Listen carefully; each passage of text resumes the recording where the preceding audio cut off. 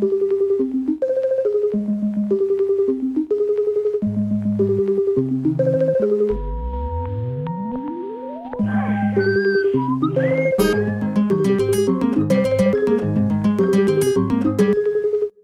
a fait corps et main ensemble pour pouvoir lutter auprès des autorités pour qu'ils puissent nous aider à nous reloger. On dit mobiliser, c'était de faire savoir aux autres qu'on est liés par le même sort. On allait constituer une force. Par rapport à ce combat, je dirais même que je suis sorti grandi.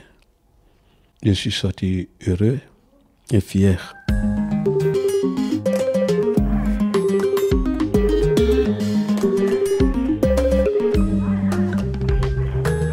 Bienvenue dans Parcours, le podcast des vies qui ont quelque chose à vous dire. Aujourd'hui, dans Parcours, nous vous racontons l'histoire d'une lutte. La lutte menée par des habitants de 2 immeubles insalubres de Gennevilliers, près de Paris. Dans le premier volet, nous faisions la rencontre de 3 habitants, Nodiad, Moussa et Swaliou. Vivre là, en famille, était difficile, mais mieux que la rue. Finalement, nous apprenions qu'un incendie allait sonner le début de leur mobilisation pour améliorer leur sort. Dans ce second volet, toujours au micro de Clarisse Briot, ils font le récit de cette mobilisation.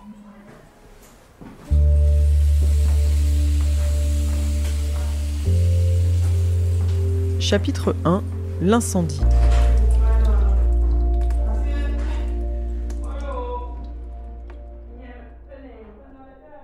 L'incendie, le jour que c'est arrivé, heureusement pour nous que tous les enfants étaient à l'école.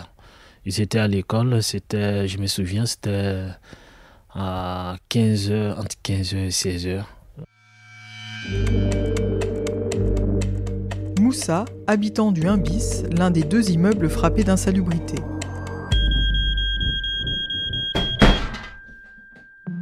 On était, comme nous sommes à la maison comme ça, encore on a entendu du bruit dans les escaliers et je me suis rué.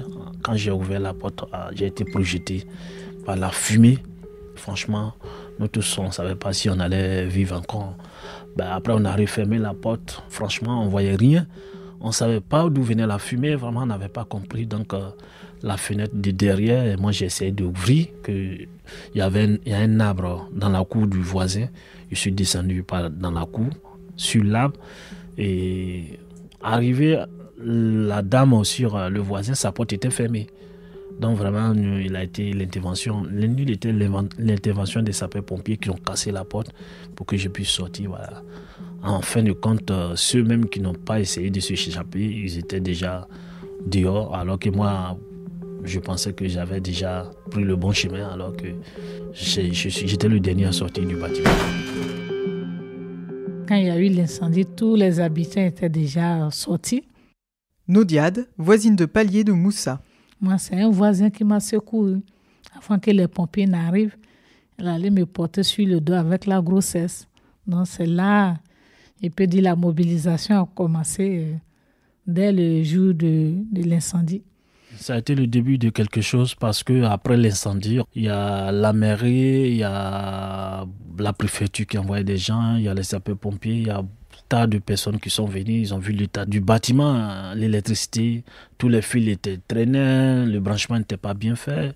Ils ont décidé qu'on ne pouvait pas habiter, on nous a relogés pendant quelques temps à l'hôtel. Et après, à partir de là-bas, on a pris conscience que vraiment on était dans un coin très très dangereux. Ça nous a soudés parce que déjà, on vivait tous à l'hôtel, on prenait le petit déjeuner. Le combat il a commencé avec l'association et tout ça. Vraiment, ça nous a renforcés, ça nous a rapprochés. On a fait corps et main ensemble pour pouvoir lutter auprès des autorités pour qu'ils puissent nous aider à nous reloger.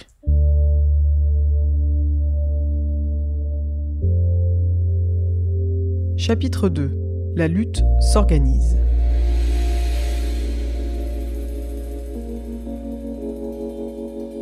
On a pu réintégrer les locaux quand le gérant a apporté une nette amélioration au niveau des parties communes. On a réintégré le bâtiment et c'est là que le vrai propriétaire va se présenter à nous pour dire qu'il ne voudrait plus qu'on reste là, puisque la mairie lui demandait certaines conditions. Et puis, on a vu qu'on était liés par le même sort. Et pourquoi ne pas se mettre ensemble pour lutter contre ça? Il y a eu 2 à 3 jugements où on a eu même l'avis d'un commandement de quitter les lieux. Donc, on a choisi des délégués pour porter la voix des habitants. Moi, j'étais au 51. Soualio, habitant du numéro 51, le 2e immeuble insalubre, mitoyen du 1 bis.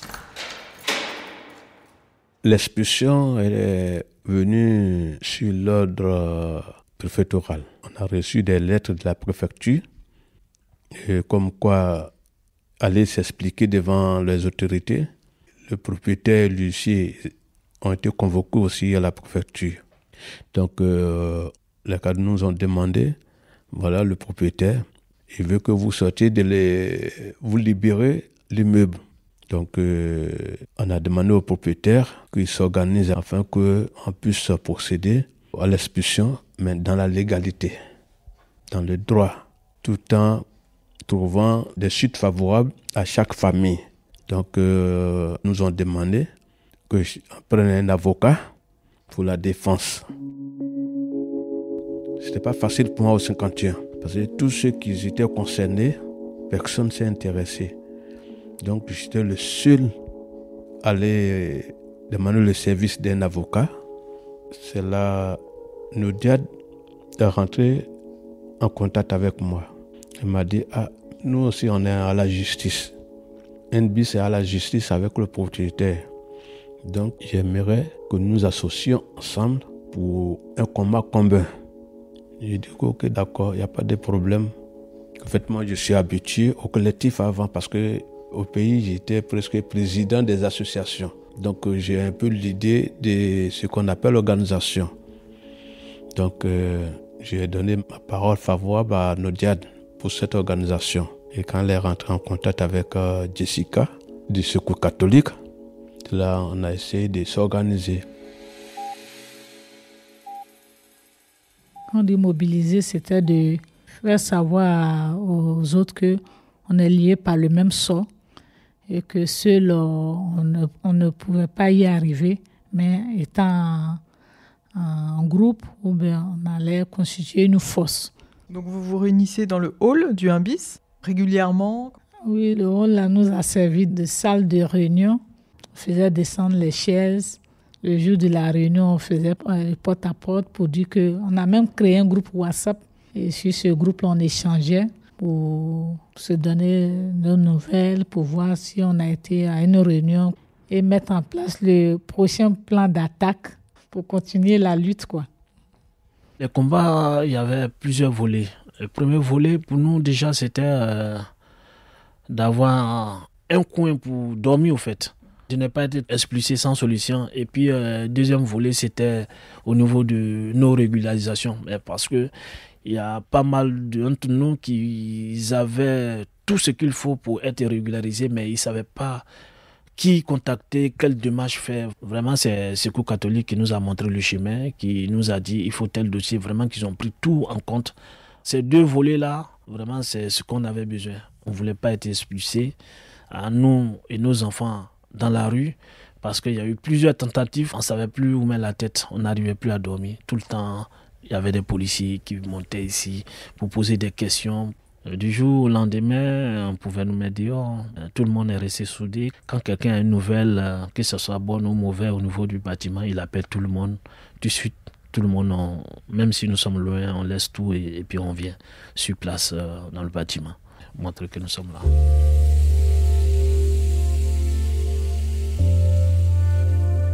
Chapitre 3. L'interpellation des pouvoirs publics. C'est lors d'une visite du maire, j'ai interpellé le maire pour qu'il puisse s'assurer que dans la ville de Gennevilliers, qu'il puisse connaître qu'il y a des habitants qui vivent dans la précarité. On a eu un jour, toute une matinée, où elle a invité. Et ce jour-là, on a prévu un petit déjeuner, on a fait des viennoiseries, fait du café. En tout cas, c'était la réception. Il était content. Et on a pris la parole là tous deux. On a dit, j'ai compris. Tout ce que vous m'avez dit, j'ai compris. C'était une fierté d'interpeller un pouvoir public et qui réagit favorablement à ma demande. Monsieur le maire, vraiment, il était très, très ouvert. Il est venu avec la députée et tout le staff de la mairie. Et après, nous avons échangé avec lui. Et il nous a dit qu'il allait nous recevoir au niveau de la mairie dans son bureau. Ce jour fut un jour émouvant. Ça fut un jour de tristesse. Ça fut un jour pathétique. Tout le monde était là parce que chacun voulait son combat. Donc, le Moussa, qui était un délégué, a fait son discours. J'avais le discours de clôture. C'était les larmes dans les yeux de tout le monde. C'était émouvant, très émouvant. Le maire et la députée nous ont rassurés que chaque famille serait traitée selon ses réalités.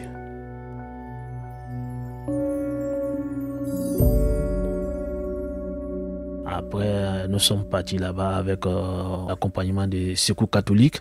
Il nous a reçus dans son bureau. Franchement, c'est le maire lui-même vraiment qui a fait un courrier avec mon nom au niveau de la préfecture. Et c'est pour ça, moi, j'ai eu un rendez-vous pour déposer mes dossiers pour être régularisé. Vraiment, il nous a donné espoir. Donc, après les rencontres avec le maire, à chaque rencontre, il y avait l'accès pour tout le monde selon leur réalité. Donc, la porte n'était plus fermée parce qu'une fois tu as un souci, tu rentres en contact avec la secrétaire du maire, on fait un rendez-vous et en tout cas, il y a eu cette ouverture. Chapitre 4. L'expulsion du 51.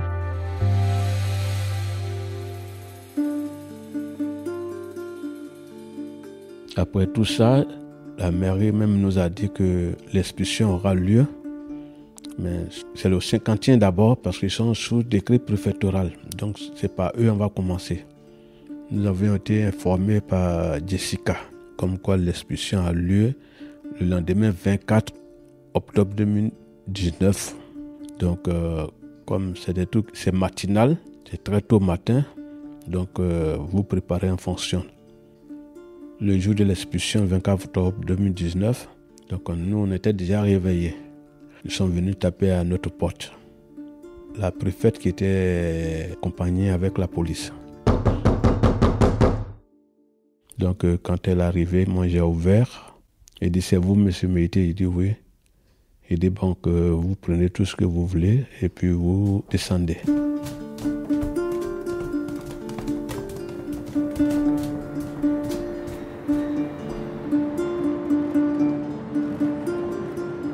Quand je suis descendu, même, j'ai trouvé des policiers en bas.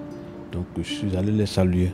Quand madame la sous-préfète est venue, elle a dit, bon, telle famille, vous allez dans tel hôtel. C'est sûrement ce que j'ai ressenti. J'ai ressenti le respect. Parce que, et les autorités administratives, et les autorités des forces de l'ordre, vraiment, je n'ai eu aucun mot venant d'eux.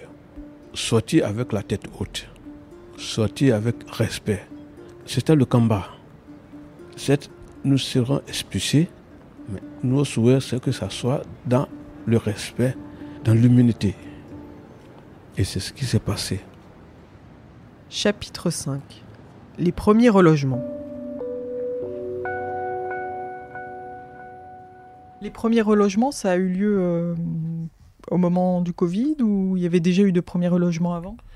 Non, il y avait déjà eu une famille qui était relogée, ouais. Deux familles, ouais, avant le Covid. Et après, ça a suivi. C'était au cas par cas. Il y a beaucoup qui ont été relogés, C'était des victoires pour nous parce que on n'imaginait pas que ça pouvait aller comme ça si vite. Chaque fois qu'on voyait une famille partie qui partait pour être relogée, vraiment, ça nous donnait espoir. Mes enfants et leur mère ont été relogés. Il y a au moins presque une année. Ouais. Là, vraiment, c'est un sentiment de fierté. Que moi, je suis encore là, mais eux, ils vivent bien dans un cadre. Vraiment, je pense que c'est l'une des plus grandes victoires pour moi, en tout cas. Ouais, je me sens un peu utile dans ce combat-là.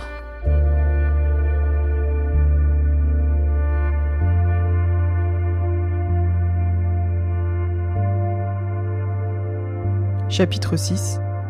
Et maintenant, l'heure du bilan. Moi, je suis régularisé, je travaille, j'ai un contrat CDI, je travaille en tant qu'un agent de sécurité incendie. Je ne suis pas encore relogé, je suis toujours là, j'attends mon tour. Je pense que mon dossier est sur la table. Actuellement, je suis en formation à l'IETS Montrouge pour une formation d'assistant de service social. Durant tout ce combat, au 1 bis, on n'a pas eu d'assistance sociale. On a été toujours rejeté, alors que c'est ce travail social qui devait être auprès de nous, nous accompagner. Donc je me dis que la formation va m'amener à... Ce sera une continuité de ce que j'ai commencé au 1 bis. Par rapport à ce combat, je dirais même que je suis sorti grandi. Je suis sorti heureux et fier.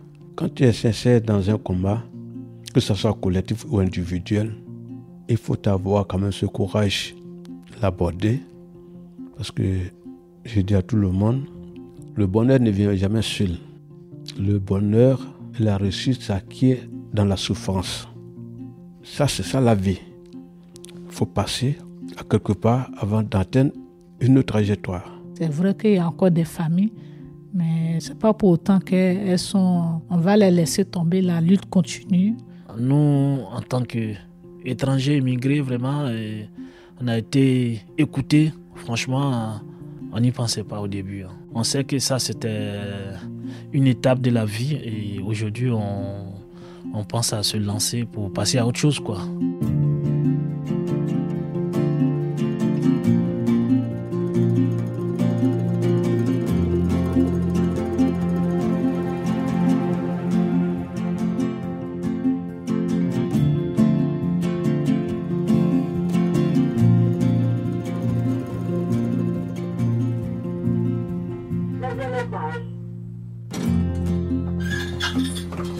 Mercredi 29 mai, visite à Nodiad dans son logement social obtenu à Gennevilliers.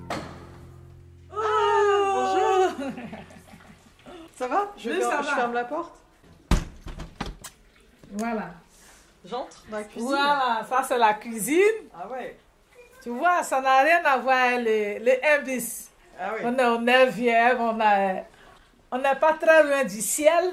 C'est ça, il y a de la lumière. Il y a de la lumière. Il y a une vue panoramique là. Ça va les enfants? Ça va? On vous demande si ça va. Voilà le salon, voilà la chambre de Mohamed qui a fait 5 ans dans le canapé. Aujourd'hui, il a sa chambre à lui. On a un balcon là qu'on va transformer bientôt en un jardin. Vous allez faire pousser Oui, la tomate. des petits en pot? En pot, tout. Comment vous vous sentez aujourd'hui dans votre nouvelle vie? Ah ouais, c'est une nouvelle page. C'est vrai que je laisse des souvenirs, ça c'est la renaissance quoi. Me voir aujourd'hui dans une grande maison, 4 pièces, avec un jardin. Même voir le sourire des enfants, je sais que j'ai tourné la page. Je suis heureuse, mais la joie sera totale quand tout le monde aura un toit. Sigia, Sigia, Sigia, Sigia, Sigia, Sigia, Sigia, Sigia.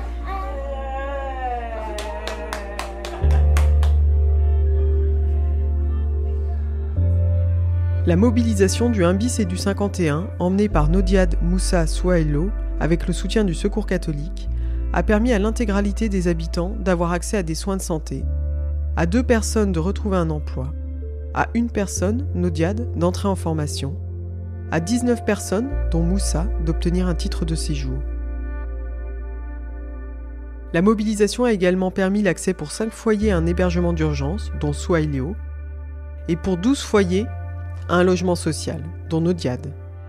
Plusieurs dossiers, comme celui de Moussa, sont en cours de traitement. Le numéro 51 a été réhabilité, le 1 bis, lui, va être démoli.